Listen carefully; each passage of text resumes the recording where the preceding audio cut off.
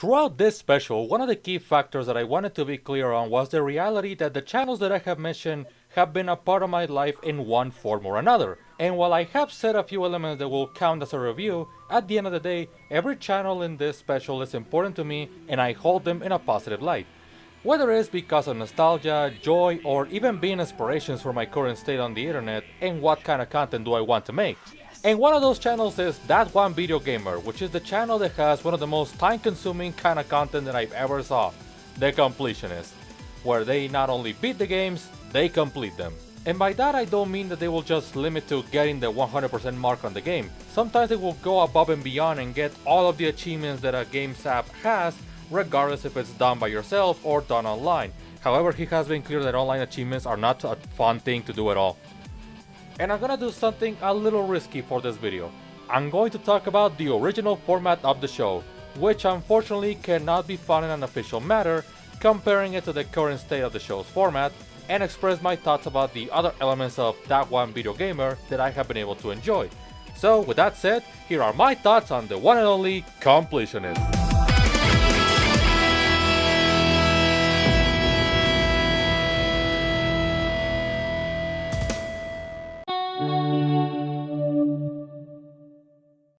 I want to let something out the conversation first. While I am going to avoid names that are not relevant to the channel anymore, that does not mean I am ignoring their significance to my story with the channel.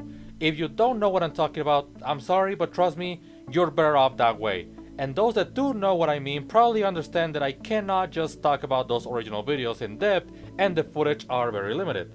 With that said, the early days of the Completionist were totally something to behold. If you ask me, for the biggest example of a channel's growth in order to become a legitimate business that matches those on traditional media. This channel is one that I cannot help but to think about immediately. What started as two guys making videos about playing games until there was nothing left to play of them became into a full-on brand that's managed to get recognition from the big gaming corporations, to the point where not only will they provide good review codes, but to also allow them to get amazing opportunities like interviewing the dynamic Zelda duo Shigeru Miyamoto and Eiji Aonuma. I do recommend you to check out that interview.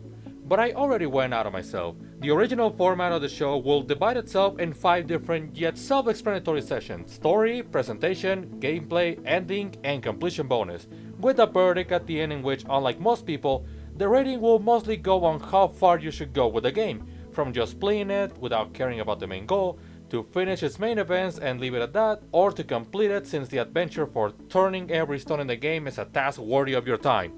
And I'm going to be honest, regardless of whether or not we enjoyed the sense of humor and tone of that original era, quote unquote, this format was perfect on its own and I wish it was the same one that they apply today.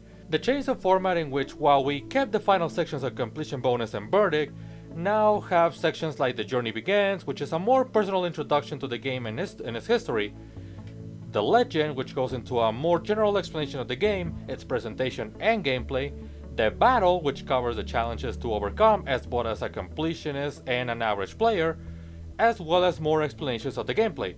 Now, while making this retrospective, I'll admit that the format is not as bad as I used to think. It keeps things more interesting in the sense of getting mixed elements throughout each section, as well as the result numbers at the end, in which he shows in detail the amount of time and tasks he had to do in order to make them.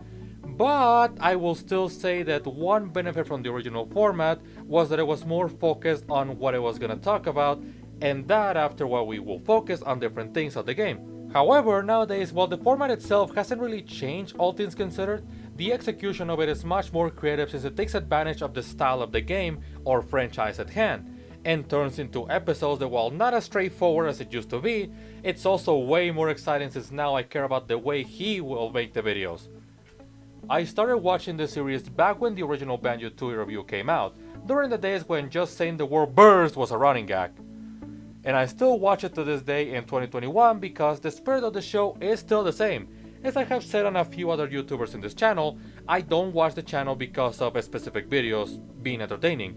I watch it because I think the people that work on That One Video Gamer are entertaining. However, what I did get to enjoy, which started off as a podcast vlog personal channel for Gerard, to just have a conversation or to even just make something different. Hell, there's even a video about how to market yourself on YouTube, please subscribe. as well as simply a more intimate space, at least as intimate as the video allows it. There was also a mini-series that Gerard had with other creators called Why We Love Video Games, which was a personal podcast in which they will talk about their personal attachment to each game and how they helped them through a special struggle or personal moment that they had when playing that game. Unfortunately, I cannot seem to find them anymore, which is odd since that one was a Gerard thing, but to be fair, a lot of videos were removed without much of a sense, like this one commercial for the Nintendo Wii U, which is still very good if you ask me. Shout out to archive.org, the platform in which you can still find all of the original 120 episodes, just don't upload them on YouTube. Another thing that I cannot get enough is Big Bad Bosses. Now the album itself, I never got the chance to really buy it since it was all focused on the US from what I can remember at the time. It simply wasn't as accessible to me as it might have been for other people. But you can find them on YouTube nowadays thanks to the Topic music channels as well as Spotify depending on your preference.